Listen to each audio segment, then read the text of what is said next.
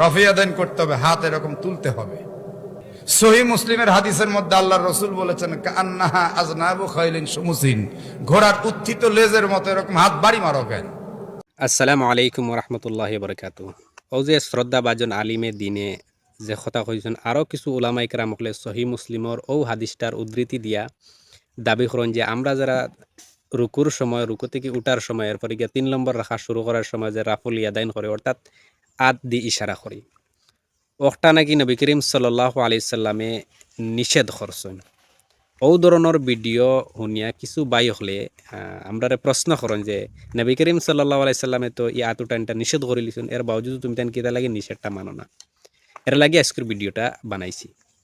তো আমার সম্মানী বাই হলর গেছে খয়ার যে হাদিসটা আপনারা সামনে উপস্থাপন করুন, আপনারা দেখবা যে নবী করিম সাল্লাল্লাহু আলাইহি সাল্লামে আসলে রুকুর সময়টার আতুটানি নিষেধ করে লিছেন নি, না আপনারা হাদিসটা বুঝতে মিস্টেক করছেন। হাদিসটা সহিহ মুসলিমর 854 নম্বর হাদিস। عن جابر بن سمرة قال خرج علينا رسول الله صلى الله عليه وسلم فقال ما لي أراكم رفيع أيديكم كأنها أذناب خيل شمس أسكن في الصلاة.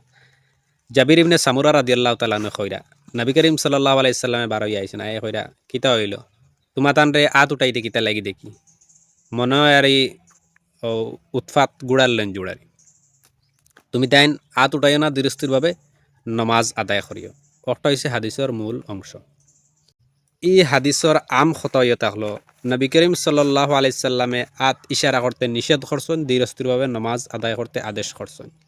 তাহলে এখন আমার আপনার কাছে সম্মান সহকারে প্রশ্ন ইয়াতা হলো যে নবী করিম সাল্লাল্লাহু আলাইহি সাল্লামে যদি আত উঠাইতে নিষেধ করছেন, দৃঢ়স্থিরভাবে নামাজ আদায় করতে আদেশ করছেন, তাহলে তাকবীরে তাহরিমার সময় আপনারা কিতা লাগি আত উঠাইন।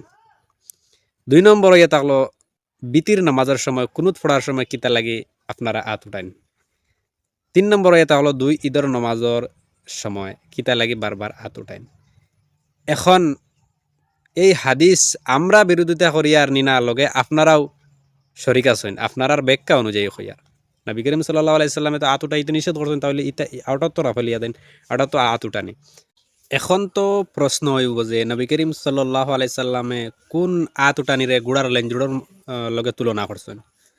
তাহলে এর ফরর হাদিসটা দেখি, এর ফরর হাদিসটা আয়েশা রাদিয়াল্লাহু তাআলা বর্ণনা করছেন অন্য সনদে চেম হাদিস ও আগর হাদিসের মতো। এর বাদর হাদিসটা জাবির ইবনে সামুরা রাদিয়াল্লাহু তাআলা বর্ণনা করে কিতাব হইছেন তখন।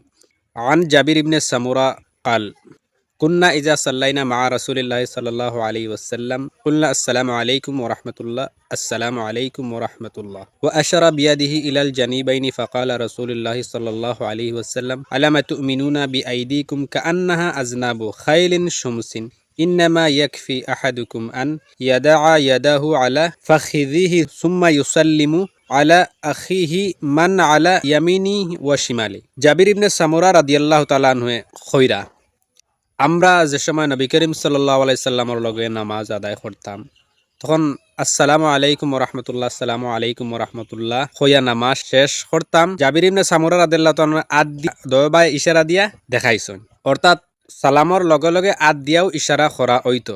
রাসূলুল্লাহ সাল্লাল্লাহু আলাইহি সাল্লামে কইছেন, তোমরা সালামর সময় দুষ্ট গুড়ার লেঞ্জুড়র মতো আদ ইশারা দিও না, তোমরা ডাইনুরতার উপরে ডাইনাত, বাউরতার উপরে বাউয়াত রাখিও। তাহলে জাবির ইবনে সামুরা রাদিয়াল্লাহু তাআলা আনহু আগর হাদিসর ব্যাখ্যা ও হাদিসও করছেন যে সাহাবাই কেরাম হলে সালাম ফিরানির সময় দয়বা যে আদি ইশারা কর্তা অখটারে নবী করিম সাল্লাল্লাহু আলাইহি সাল্লামে গুড়ার লেঙ্গুড়র মতো তুলনা করছেন। মজার বিষয় এটা হলো ও ভিডিও দিছি গুড়ায় ডাইনে বাউয়ে লেঙ্গুড় দি বাড়িয়ায়, এর লাগে সালামর বাড়ির লগে মিলের ও সাহাবাই কেরাম হলে জেলা ইশারা দিতা। কিন্তু রুকুর সময় যে আমরা আত উঠাই একটা তলে উফরে গুড়ায়ও ধক্কা তলে উফরে আমার উঠান না। এখন যদি কই না জাবির ইবনে সামুরা রাদিয়াল্লাহু তাআলা আনহুর ব্যাখ্যাটা ভুল, তাহলে আগর হাদিসও হয়েছে হাত উঠাইতে নিষেধ করা হয়েছে, ইনো কোন সময় কিতা কিচ্ছু খোয়া নাই। তাহলে আপনারা তাকবীরে তাহরিমার সময় হাত উঠানি বন্ধ করা লাগবো, এরপরে গিয়া কুনুত ফোড়ার সময় হাত উঠানি বন্ধ করা লাগবো, এরপরে গিয়া 2 ঈদের নামাজের সময় হাত উঠানি বন্ধ করা লাগবো এই হাদিসের মূল অর্থ অনুযায়ী।